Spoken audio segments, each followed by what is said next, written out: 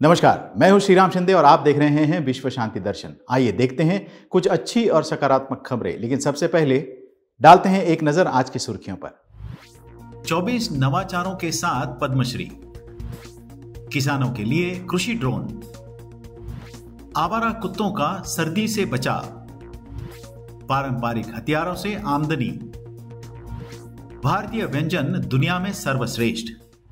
वित्तीय स्थिति के कारण उन्हें अपनी पढ़ाई छोड़ देनी पड़ी थी, लेकिन आज उनके पास 24 नवाचार और पद्मश्री पुरस्कार हैं।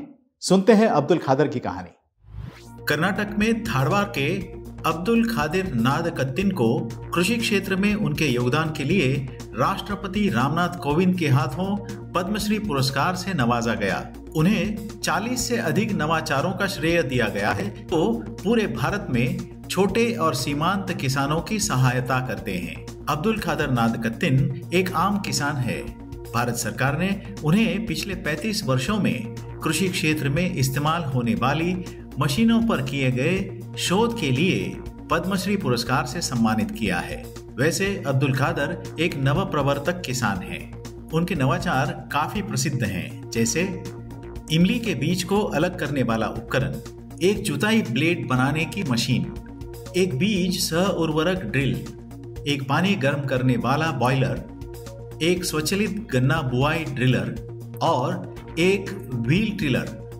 उन्होंने अपना पुरस्कार देश के सभी किसानों को समर्पित किया है।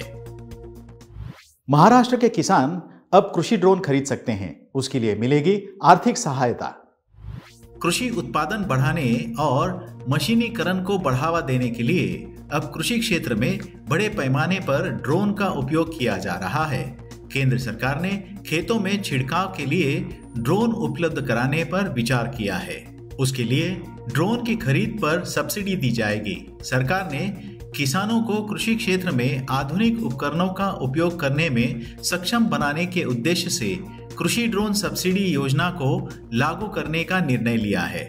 इस कृषि ड्रोन सब्सिडी योजना के मुख्य उद्देश्य हैं किसानों को खेत में छिड़काव के लिए ड्रोन उपलब्ध कराना, खेतों में आधुनिक तकनीक का उपयोग कराना, राज्य में किसानों के जीवन स्तर पर सुधार कराना और राज्य में किसानों का सामाजिक तथा आर्थिक विकास कराना। गुरुग्राम का स्टेट ऑफ इंडिया आवारा कुत्तों को सर्दी से बचाने के लिए मुफ्त में आवास मुहैया कराता है। सुनते हैं पूरी खबर।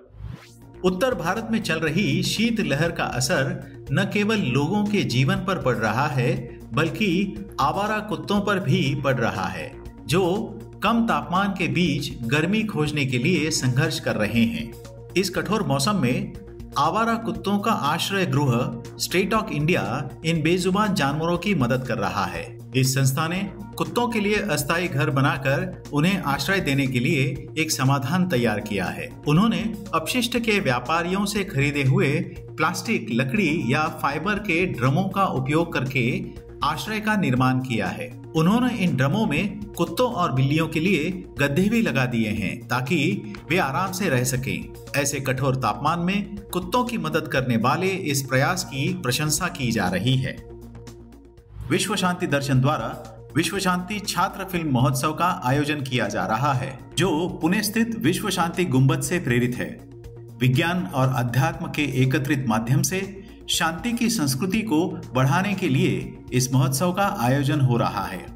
इसमें सहभागी विद्यार्थी कम से कम 5 और ज्यादा से ज्यादा 8 मिनट की फिल्में भेज सकते हैं। फिल्म, टेलीविजन, डिजाइन और मीडिया के छात्रों को अपनी प्रतिभा दिखाने और नगद पुरस्कार जीतने का यह एक अच्छा अवसर है। इस महोत्सव के लिए कोई प्रवेश शुल्क नहीं है। इस शॉर्ट फिल्म फेस्टिवल में भाग लेने के लिए न्यूनतम आयु 15 वर्ष और अधिकतम आयु 25 वर्ष की होनी आवश्यक है। प्रविष्टियां प्राप्त करने की अंतिम तिथि 31 दिसंबर 2022 है। इस महोत्सव की अधिक जानकारी के लिए देखिए विश्व शांति दर्शन YouTube चैनल। अपनी प्रविष्टियां यहां नीचे दिए गए ईमेल आईडी पर भेजिएगा। सदियों पुरानी तीरंदाजी गोविंदन के लिए आमदनी का जरिया बन गई है। आज वो ये कला दुनिया को सिखा रहे हैं। यह तेज तरार 66 वर्षीय व्यक्ति तीर कमान के साथ अपने कौशल को साझा करने का मौका नहीं चूकता। इन हथियारों के साथ उनका प्यार बहुत लंबे समय से चला आ रहा है। वायनाड जिले के अंबलावल का यह आदिवासी आगंतुकों को तीरंदाजी की समृद्ध परंपरा के बारे में बताने में व्यस्त रहता है। सफेद दाढ़ी, भगवा शर्ट और धोती पहने गोविंदन को धनुष और बाण बनाने का कौशल पूर्वजों से विरासत में मिला है। वायनाड के एक विरासत गांव निल्लराचल में ग्राम जीवन अनुभव के हिस्से के रूप में तीरंदाजी में उनके कौशल को देखने और अनुभव करने के लिए पर्यटक उनके घर आने लगे। अब वह बच्चों के खिलौने के रूप में इस्तेमाल होने वाले धनुष और तीरों से लेकर प्रतियोगिता के लिए इस्तेमाल किए जाने वाले तीरों की प्रतिकृति तक कई तरह के धनुष और तीर बनाते हैं। इस प्रकार उनका कौशल, जो लगभग विलुप्त हो चुका था, अब उन्हें आमदनी दे रहा है। वे साल भर एक शिविर भी चलाते हैं जहां लोग आते हैं और तीरंदाजी का अनुभव करते हैं, जो उनकी आय को और भी बढ़ाता है। भारतीय व्यंजनों को दुनिया में 5वां सर्वश्रेष्ठ स्थान मिला है। लेते हैं ज्यादा जानकारी। टेस्ट एटलस द्वारा जारी 2022 की सर्वश्रेष्ठ वैश्विक व्यंजनों की सूची में भारत 5वें स्थान पर है। भारत ने यह स्थान पाते हुए मेक्सिको, अमेरिका, फ्रांस और चीन जैसे देशों को हराया है। सहभागी देशों का मानांकन लोगों द्वारा दिए गए मतों के आधार पर हुआ, जिसमें विभिन्न व्यंजनों से संबंधित सामग्री, व्यंजन और पेय पदार्थ के लिए मतदान किया गया। गरम मसाला, मलाई, घी, बटर गार्लिक नान, चटनी, बिरयानी, बटर तथा तंदूरी रोटी और 460 अन्य लोकप्रिय तथा क्षेत्रीय भारतीय व्यंजनों ने भारत को 5वें स्थान पर लाने में योगदान दिया है। लगभग 200 देश पृथ्वी के 30% भाग को प्रकृति के लिए संरक्षण करने में सहमत हो गए हैं। क्या है इस प्रतिज्ञा के विवरण?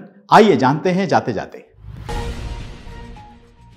संयुक्त राष्ट्र जैव विविधता सम्मेलन COP15 मॉन्ट्रियल, कनाडा में हाल ही में संपन्न हुआ।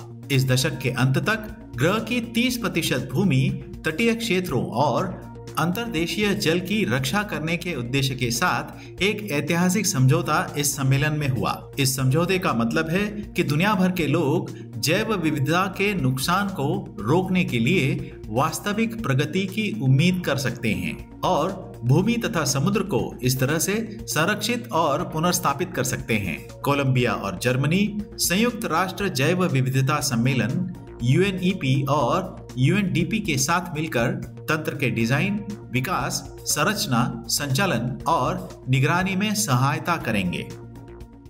आशा करता हूं यह संस्करण आपको पसंद आया होगा। अगर हां तो इसे सब्सक्राइब जरूर कीजिएगा। देखते रहिए विश्व शांति दर्शन। धन्यवाद।